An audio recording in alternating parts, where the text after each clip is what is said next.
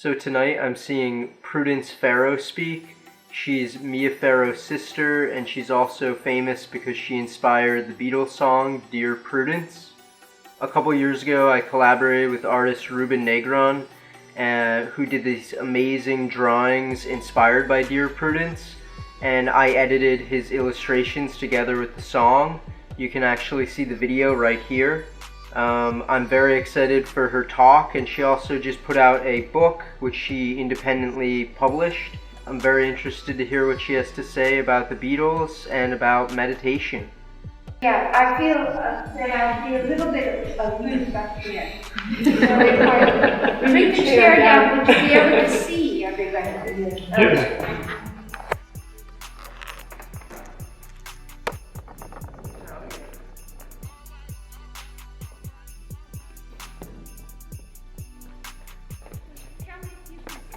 It was both glorious and terrifying at the same time. And you couldn't phone home, there were no phones. The electricity came on once a week, I think, for like an hour. There were all kinds of wild animals around us. And so, there were the questions like, what brought you here? Why are you doing this thing? I know why I'm doing it, but tell me why you're here.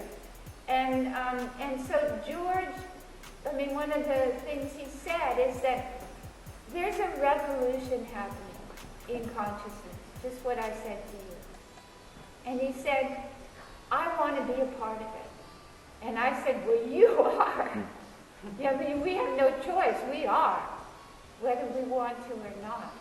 And at that point, I was frightened, too. And I said, the world's going to change. The world will change with what's happening to us. It's going to change. And one of the things he gave me a perspective, because I expected it. I expected this revolution in consciousness to happen in the next year, something like that. And he said, no, we may not see it happen. It's going to take time. And then he said, but I want to be a part of it. And I'm dedicating the rest of my life to it. Do you remember any funny experiences from the trip over there? Amusing? Mm-hmm. Let's see. Because they were like pranksters, weren't they? They were. An incredible sense of humor. Well, I'm afraid I had lost my sense of humor during that time. You wouldn't come out and play. I finally got it back. Yeah, I was not coming out and playing. I was dead serious. But they were very, their sense of humor was amazing. And John was genius, really genius humor. Because he could nail people. And it was very funny. But if you were the person being nailed, it might not be so funny. I'm sorry. What was play? When they said please come out and play, were they playing games? Were they playing music? No, I think they were saying, come out and be happy. There were 60 people on the course. And so Maharishi would save the front rows for the Beatles. Well, one of the wonderful things that I saw about the Beatles, I didn't want to meet them. I really dreaded it because I actually liked them. And they were going through their music was right on target with what the rest of us were going through. So I really didn't want to meet them. No interest, honestly. And I met John first. And he was so real. He's working class. That's so ingrained in him. He couldn't be a snob if he tried.